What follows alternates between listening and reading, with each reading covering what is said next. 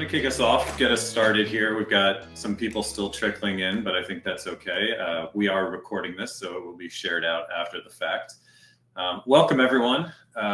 My name is Sean Lauer. I am the VP of Marketing and Product here at Instruqt. For those who haven't heard of Instruqt before, Instruqt is a developer adoption and engagement platform. At the center of our platform is a very versatile and powerful hands-on lab. So we know, obviously, everybody here kind of knows this, probably based on the products we're working on or the tech industry in general, that it's really the people that moves technology forward. It's really, developers who build and contribute to projects. It's, the engineers who lead them, or the communities of developers that help support innovation and growth, across software. However, we also know, because we've all probably experienced this, that building something great doesn't actually guarantee adoption. So the if you build it, they will come mentality doesn't always lead to a field of dreams, if you understand that metaphor. The next generation of software, we need to make sure that it doesn't just get built, that it actually gets used, that it gets improved, and that it builds kind of champions and brand champions around that software. So those are the kinds of questions that we were really setting out to answer with this State of Developer Adoption 2025 survey. That's a survey that we did in partnership with the Developer Marketing Alliance, which is part of the Alliance. Today, we're going to go into a little bit more detail on that report, on the findings, what we learned about this adoption gap that we were just talking about, and maybe some of the recommendations that we have to help close that gap so that we can actually drive adoption and not just build things that, that don't get the engagement we're looking for. So in order to discuss this further today, I'd like to welcome our esteemed guest, James Shaw from the Alliance. He is the head of content and SEO. James, would you like to introduce yourself and say a few words? Yeah, thanks, Sean. Hey, everyone, and thank you all for joining today. So my name's James, head of content and SEO at an organization called the Alliance, which is really a community-led L&D platform for professionals, mainly in the B2B SaaS space in kind of go-to-market adjacent roles. Product Marketing Alliance, which some of you may have heard of, is our flagship community, but we actually have 16 different communities at the Alliance, one of which is our specialist developer marketing community. So the topics we're discussing today are hugely important for our members. I'm looking forward to today's sessions to dive into some of the findings from the report. Great, thanks. Well, let's take care of quick housekeeping here. Just go over the agenda quickly for what we're going to be talking about today. So we will be diving a little bit deeper into the survey methodology, so everyone understands kind of how this was set up. We'll talk about some of the findings around the current strategies and what people are actually doing that is working. We will also, on the flip side, talk about some of the challenges that are holding teams back. We will talk a little bit about metrics and how you can really make sure the metrics that you are measuring are the ones that actually matter to your business. And then we'll close with some more actionable strategies that you guys can take away to really help drive your own adoption success. We will have question and answer at the end. If anybody has questions, they want to hold them till that point, you can also ask them at any time in the chat. You will also notice on your screens, for those that are joining virtually, that we do have a links section at the bottom where you can download the State of Developer Adoption report yourselves. And again, there should be a question area as well if you want to ask questions that'll pop up for us to answer along the way. Really want to try to make this as engaging as possible, so feel free to start a conversation if there's something top of mind for you. Cool. So, just to, again, start kicking us off with a little bit about the background of the survey. Again, we know it's not just about building incredible technology. We've seen there's countless examples, I think, of really kind of strong technical products that come to market, but don't actually drive the adoption that is intended. So, in building this survey and working with James and the team at the Alliance, that we really wanted to dive a level deeper to understand some of the foundational elements that drive developer adoption or potentially prevent developer adoption. What are those blockers that actually prevent developers from committing to a project, or from building that lasting engagement and adoption, and looking at some of the projects out there that really separate success from failure and what prevents those things from taking off. James, I'm gonna let you talk a little bit more about the methodology and the audiences that we talk to. Yeah, absolutely. So this is a report topic that we wanted to cover for a long time, and it's really just a case of finding the right partner to do it with. But it's a topic it's relevant not only to marketing and DevRel, but it also touches CS, enablement, sales, product functions. So it's a really important topic, and one that we think deserves a lot of attention. So our approach to the survey was to work across some of the most innovative areas in tech. So talking to stakeholders from data and AI technologies, developer tools, IT services, DevSecOps. And as you can see, we've got an interesting mix of job roles here and an even split of organizational sizes. So we think this gives us a really interesting window into some of the universal challenges across the space. And the central challenge is really this, that attracting and engaging developers is harder and not easier. And that's despite all the tools and budgets available and all the focus that's on this area. The good news is that there are strategies and solutions that can work, and we're going to get into those in today's presentation. But I think before we start looking at the key kind of data points and insights from the report, it's just important to firstly define what we mean by adoption in this context. So it's not about just getting developers through the door. It's making sure that they stay engaged beyond that first touch point, that they find meaningful value and find it quickly, and ultimately become advocates and even contributors who can build and spread the word. And that really means making open source adoption as frictionless as possible. Great. Let's continue moving forward. So before we jump into some of the findings, a live question for anybody that is on the line right now. You can feel free to answer this question in the chat, or add your thoughts on specific answers as we go through. So what are the tools that the group is actually using today to promote adoption of software? You can either put the letter or put the actual tool that you guys are using, but these are some of the ones that obviously are most top of mind, and we'll go through the findings from our survey. But a lot of people use written documentation, video tutorials, instructor-led training virtually or even in person, interactive labs, self-paced learning modules. So these are some of the things. Maybe there's some other ones. Again, feel free to put them in the chat, what's top of mind for you. I see we got some answers already for documentation, video tutorials, and interactive labs. Okay, so a multi-pronged approach. So, Josh, A, B, C, and E. All right, let's go back. Let's see what those were. So we also got self-paced learning modules in there as well. A little bit of the virtual instructor-led training. Cool. Or all of the above. All right. So everybody has kind of dabbled in these different techniques.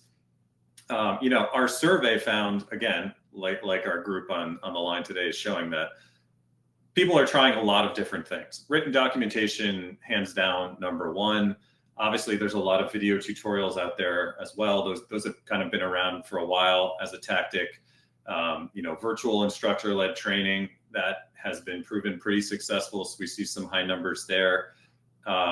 Interestingly, the interactive labs, where people actually are able to, get hands-on, obviously something that's very relevant for us here at Instruqt. That was only about a third of the respondents that answered that they're actually using those interactive labs. So it really raises the question, and James, I'd be curious about your thoughts on this. These first three, you could argue, are somewhat of I don't want to use the phrase old-fashioned, but they've been around for a little while. People have been, it's a little bit more of the legacy tactics that people have been using.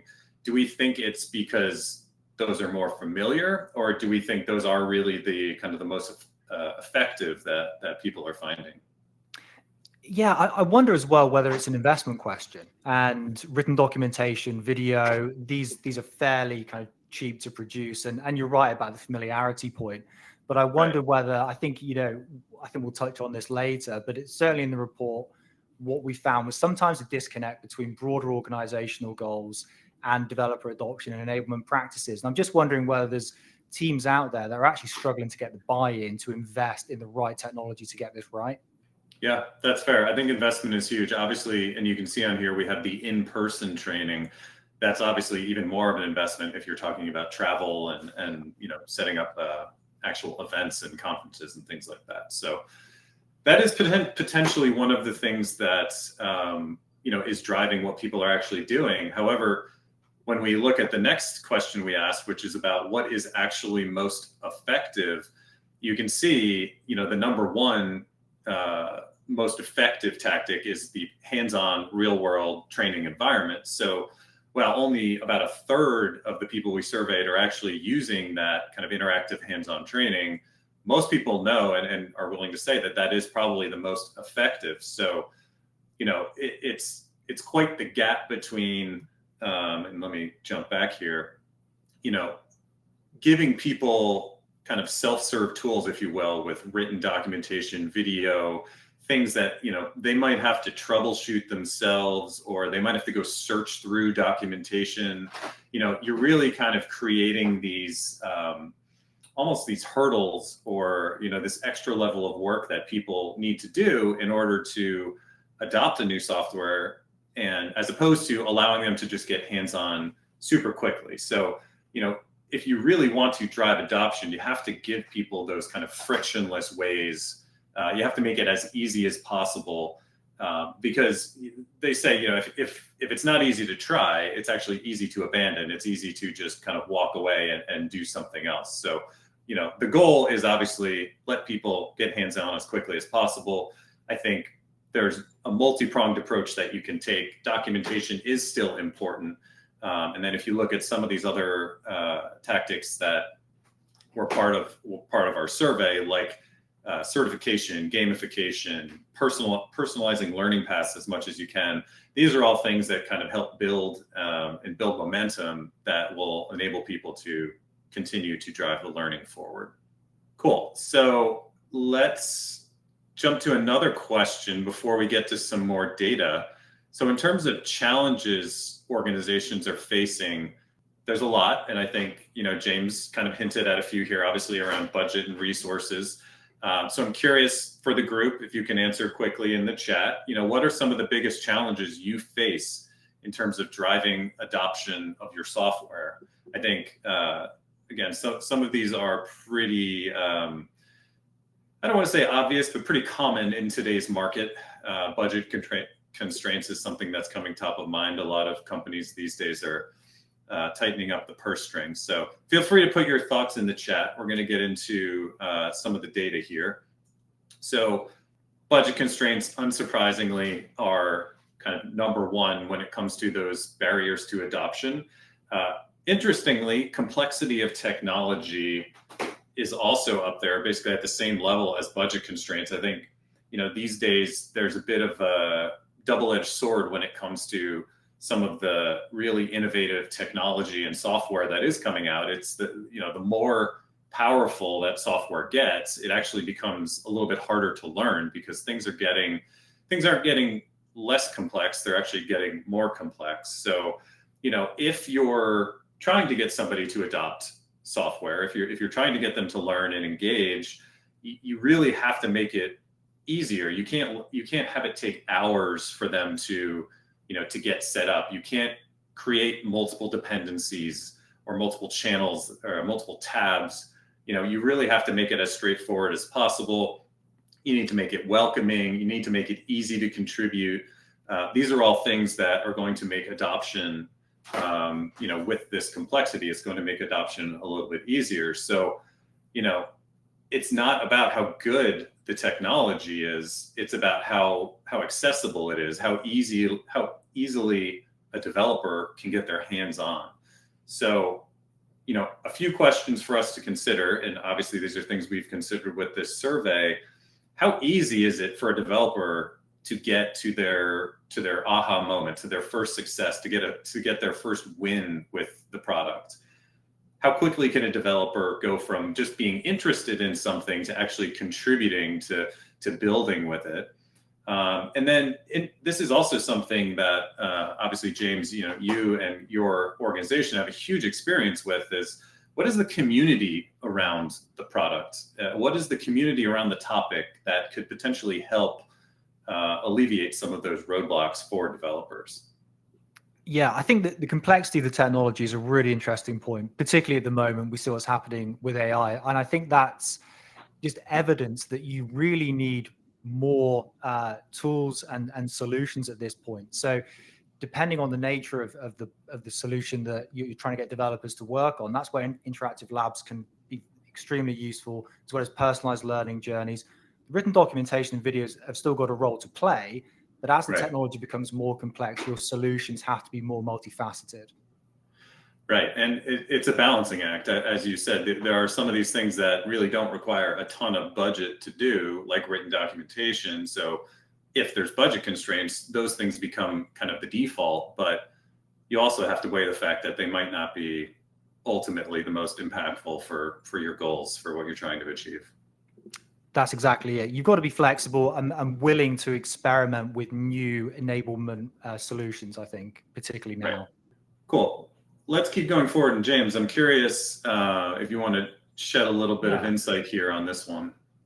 Yeah, so this was probably the biggest takeaway for me from the report. It is just how much our respondents in the survey were struggling to align what they're trying to do with those broader organizational goals. And this is something that really has to be fixed. So as you can see, over half of our respondents to the survey are struggling to align what they're trying to do with developer adoption with those broader organizational goals. So for example, DevRel, marketing, product, they might be working towards similar outcomes, but they can be pulling in slightly different directions. And without that unified strategy, adoption becomes slow, fragmented, clunky. And I think one of the most common areas of misalignment we can see is in that feedback loop from the community back to the onboarding process and back to the product roadmap. So you might be getting valuable insights from developers, but the challenge lies in making sure that these insights are being acted on by other stakeholders from within the business. That's not necessarily easy to do, but it really should be a top priority if you want to kind of smooth out those onboarding experiences. Something we've observed is that the companies who are really getting this right are actually leveraging content and community as strategic levers. So this helps to lower the cost of adoption by getting developers to help each other. We'll talk about this a bit more depth later on, but what it really comes down to is an emphasis on peer-driven learning.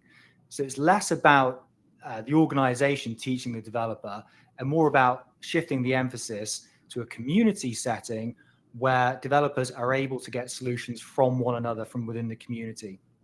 And we know developers are notoriously skeptical of marketers and organizations, and they want to listen to each other. So that's a potential kind of key focus I would suggest for any organization who's looking to kind of smooth out and make that onboarding process more intuitive. So it really goes back to the fundamentals of creating a kind of simple, frictionless onboarding experience. And that's really the only way to make your adoption processes sustainable in the long term. But Sean, I'm curious, I think you were at the Linux Foundation Member Summit, I think it was back in March. I think you were talking about this topic exactly. So what did you hear from teams on how they were looking to align those developer adoption goals with the broader organizational priorities? Yeah, I mean, I think it's interesting, but also not surprising that, you know, a lot of executives want to know how the work that any team, but especially, you know, education teams, marketing teams are, you know, how their efforts are connecting back to the organization level goals. It's not always easy to say that, you know, X, Y, and Z contributed, you know, whatever number of dollars to revenue. I think, you know, on the marketing side, it's always talking about a dollar in, a dollar out, or how much does a dollar in create in terms of revenue. It's not always easy to say that. I think what you need to look at, especially at this level, when you're talking about something as granular as, you know, educational efforts, onboarding efforts, you know, you really have to kind of think about revenue creation as an equation, right? And on the left side of the equation, there are a number of different factors that add up to a certain level of impact or ideally revenue on the right side. And there's a number of things that have to happen in order for that number to grow. So what you're doing is actually contributing kind of along the journey that eventually leads to revenue. There is no way to necessarily say, do this and it'll increase revenue by this amount. So that was interesting to hear from the group that, one, everybody faces this challenge. It's very common for teams to be challenged themselves to connect their efforts to organization-wide goals. But a way around that is to really tell the story and tell the journey and talk about how you're impacting the journey that ultimately leads to those things that, the higher level executives are talking about. So very common topic, I think we're all challenged with. Yeah. Do you think it's a case then of teams maybe not having the right metrics that really speak to what higher level executives are interested in? It is potentially about that, but I think it's also, like you were mentioning, it's about connecting your efforts to things that other teams care about and other teams' goals. So, if it's, you're trying to drive leads on the marketing side and you need to, talk about how many people have started to engage with learning content on a website that become leads, you really need to kind of think about,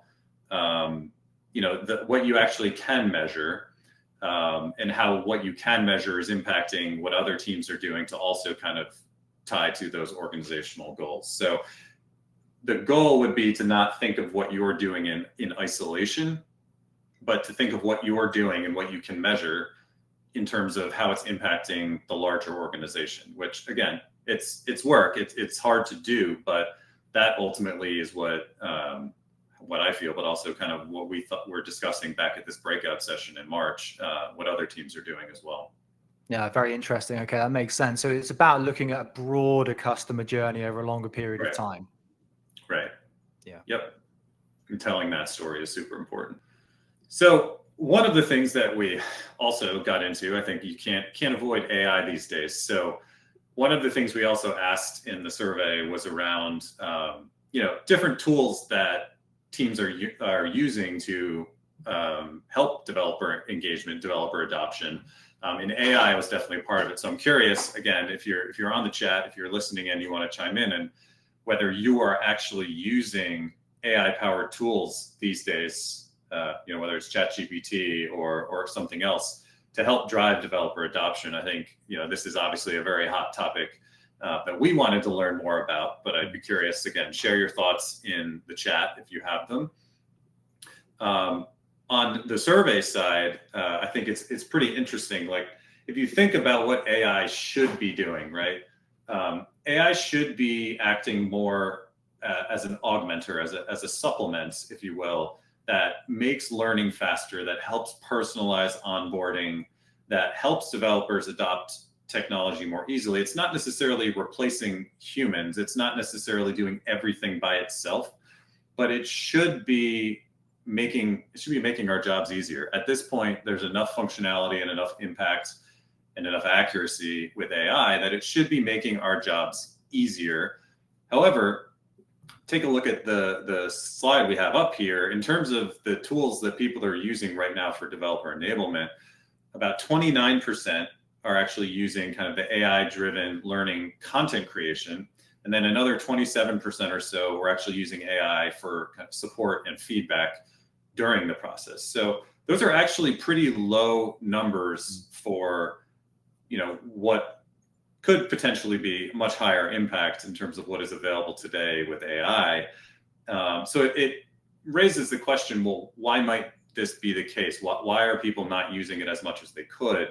From my experience, and I'm sure a lot of you guys can relate to this, AI is only as good as the inputs, if that makes sense. So if you have weak documentation, AI is not going to magically make your documentation better. AI is not going to perform well if the documentation you use to train the model is weak or inaccurate or doesn't have all the information it needs.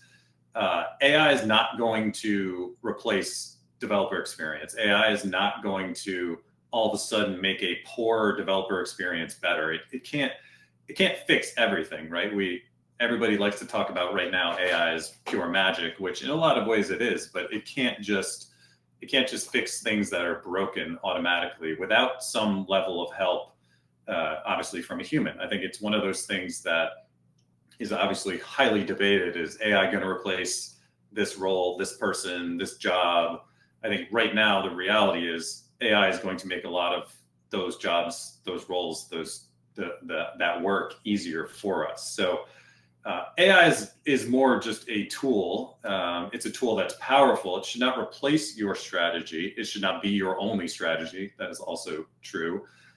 So AI should not necessarily be forced into a workflow. It needs to fit more naturally, whether you're talking about content creation or whether you're talking about the actual end user or learner experience when it comes to hands-on content or other types of engagement. I'm curious, James, from your perspective, from the Alliance's perspective, what have you guys kind of been hearing about how different types of roles are using AI these days? Yeah, it's really interesting. Yeah, this is probably the most interesting takeaway actually from the report. And I think if you kind of split out these 2 points, AI support and feedback for developers, I'm less surprised about the low level of adoption in this area, because I think that probably does require a fairly sophisticated tech stack to kind of provide personalized feedback using AI. So I expect that to evolve quite significantly over the next sort of 12 months. What I am surprised about is a lack of AI uptake for content creation. What we hear from a lot of technical product marketers and developer marketers is a reluctance to use AI to create content for an audience that is already very skeptical about marketing, copy, and brand communication and that sort of thing. So there's a kind of a paradox here, really, of, organizations want to be communicating in a very authentic way, and perhaps not realizing, to your point, that AI isn't a replacement, it's an augmentation.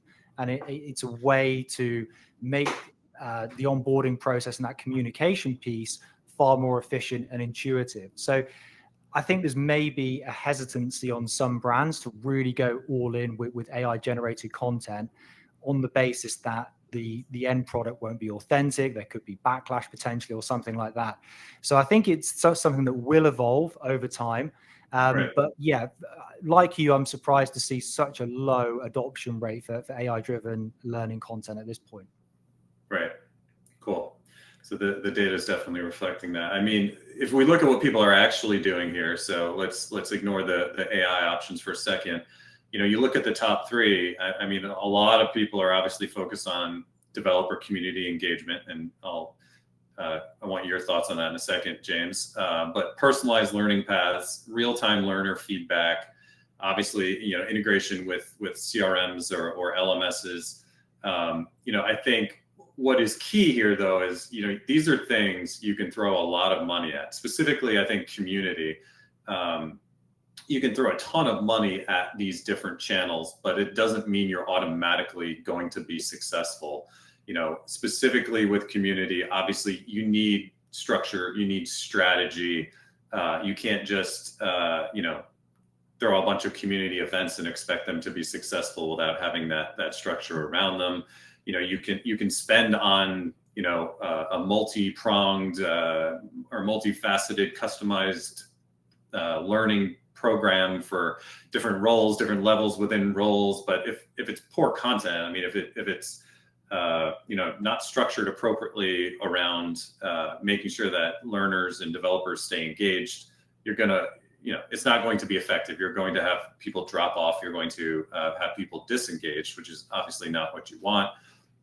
Another thing a lot of people do is, they'll throw a ton of money at launching an academy or a university. They'll brand it in those ways. And if you're actually not being able to measure what people are doing or measure progress within those platforms, you actually don't know if it's working. So there's this, very multifaceted approach you have to take, but it really all starts with having a clear strategy, clear metrics for success. And I'm curious, James, obviously community is very central to your world. I'm sure you hear from a lot of people, it's like, oh, well, we did this or we spent on that, and they're not seeing the success. I'm curious how you kind of see the strategy side playing a role in that. Yeah, it's very interesting. So one part of me was surprised to see, community engagement only at sort of 57%. I was expecting it to be higher, but then, it's true that it requires a lot of upfront investment, and you don't often see the returns from that for a long period of time. So it's very common for companies to go down the community route, not see those initial returns.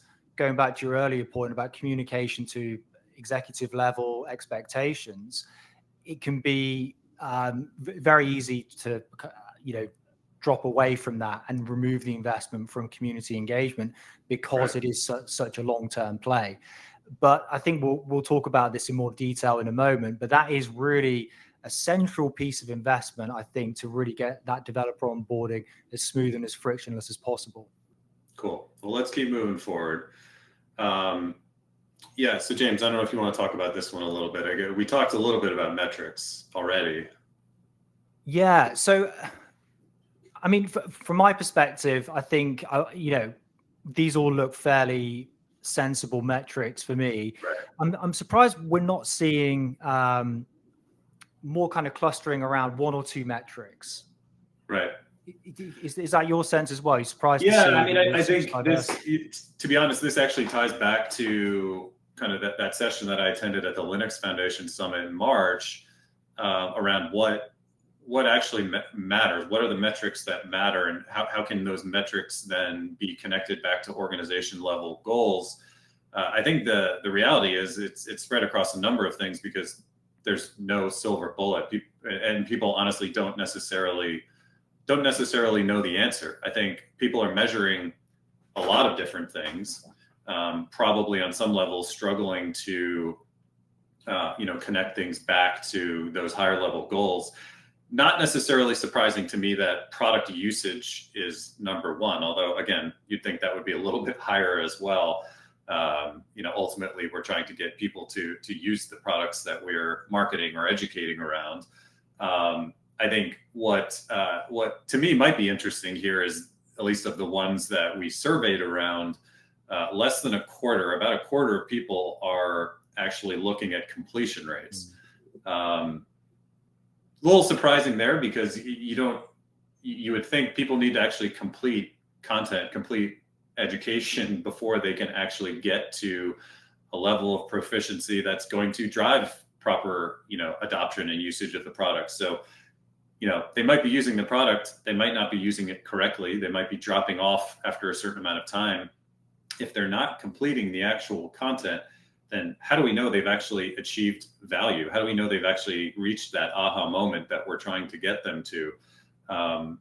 It's like maybe on an e-commerce website where, you're only measuring people that visited the website versus measuring the number of people that have actually made a purchase. So it's two different things. And I think, again, this was part of the discussion that I had at that event. You need to start looking across the kind of customer journey.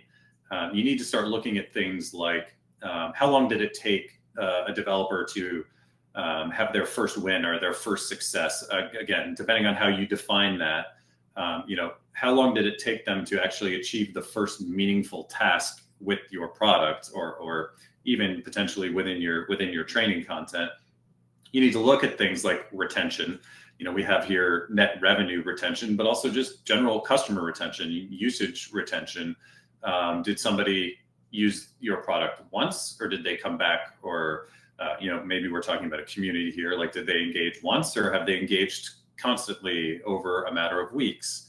And then also sort of depth of engagement. I think, again, when it comes to community, are people just reading content? Are they creating content?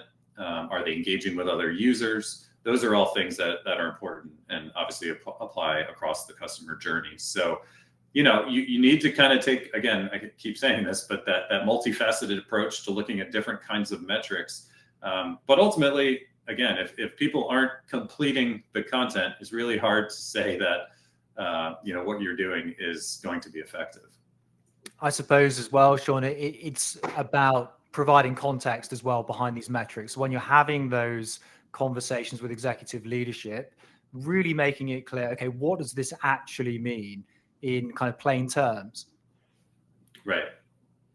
Yeah. I mean, again, it's, you can, the numbers themselves, the numbers in isolation don't mean much, right? You need to be able to tell the story. And again, this gets back to really, if you're talking to executives, how do you connect the numbers that you're measuring, the metrics that you can measure?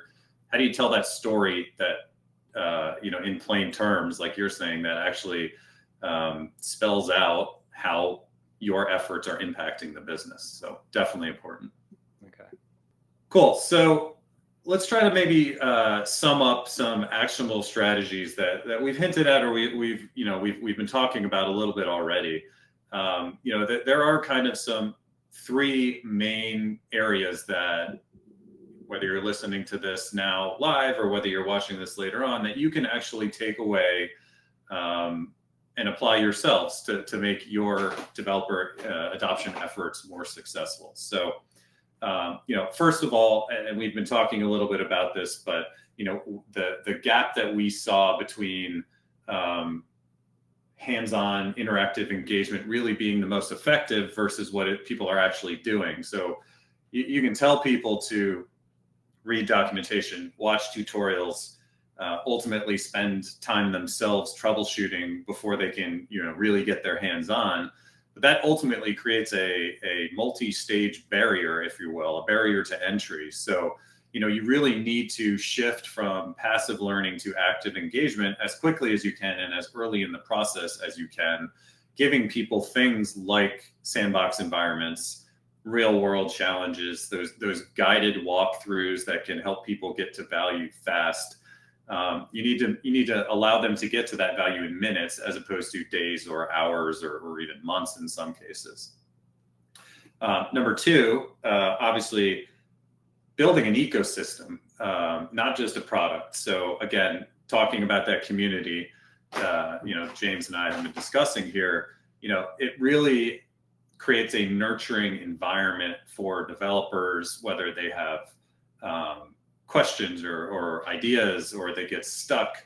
That kind of ecosystem around your product itself will allow them to get unstuck more easily and ultimately become much more passionate and kind of become advocates for your product itself. So the community experience in a lot of ways is actually just as important as the technical experience around the product. I'm sure, James, you probably see it that way as well. Yeah, absolutely. So I think, it's important to bear in mind that if you're going to go for a community-led growth strategy, it's very much a long-term play, but the benefits compound over time. And, we find that it not only reduces customer acquisition costs, but it also helps to create those frictionless onboarding experiences. And I think community is probably more important for developers than any other ICP. But, it's so well established that developers pay very close attention to other developers. So nothing can really replace that level of advocacy, but it also smooths the onboarding process, like as you've mentioned. So it provides a platform for developers to educate, share experiences, co-create. And that is, I think, probably the most effective way to remove friction from the onboarding process. But it requires the investment and management. But over time, the advantages, I think, are very clear to see. And you could even go further and create developer champion programs. We see this across a lot of successful tech companies. And that's a really powerful mechanism to build that authority and to support in onboarding. But, no matter how much you invest in the community and the advocacy programs, they're not going to work unless the fundamentals of the onboarding process are, sound and in place. So community is important, but it isn't going to work without a well-structured and intuitive onboarding process. Right. And the last point here also, I think, is super important, is you have to be able to measure success. You have to not only define those metrics, agree that those metrics are the right ones to measure, but you have to be able to accurately measure them. Again, you need to figure out how to tell that story in plain terms using the data that's going to connect your efforts to the overall success of the organization. Again, whether it's community, whether it's adoption, whether it's completion rates, there's a number of different metrics that can help build that story. You need to figure out what's right for you, your organization, and your product. So these three shifts here from the passive to active, building an ecosystem, measuring what matters, those are really what we've seen and what our data has shown are separating thriving projects from projects that are not as successful. So, at the end of the day here, product adoption will succeed when developers succeed. That's a good kind of prompt to help build your strategies around. We need to get developers to not just try, we need to get them to stay, contribute, advocate. Again, community, super important. It's a long-term play, as James has said, but it is something that is super important to driving that longer-term engagement and adoption. So I think it's an opportunity here, hopefully for all of you to take away some of these insights. Definitely for us on our side here at Instruqt to rethink how we are engaging developers and how we're really driving that adoption success into the future. Great. So that's the content for today. I'm curious if there are any questions. I know there's been fairly good conversation here in the chat. I see Morgan is already doing some strong metrics, some strong measurements that she's tying it back to our organizational goals. Any other questions here in the chat for us? Let me double check. I see Fraser asking a question. Let's see. So this is most effective as perceived by the software provider, correct, as opposed to reported by developers themselves. 61% of surveyed participants were in marketing, 20% in DevRel. So yes, this was a survey of these software providers themselves. Again, marketing, DevRel, et cetera. So yeah, it would be, to your point, Fraser, it would be very interesting to see, how developers perceive or how the feelings of developers versus maybe the feelings of the people that are trying to market, sell, drive engagement with those developers. That would be a very interesting perspective to compare this to. I don't know, James, if you have any thoughts on that from what you guys have seen around. You're probably talking to both sides, right? So, developer marketers, but at the same time, that's it. Developers. Exactly. Yeah. Yeah.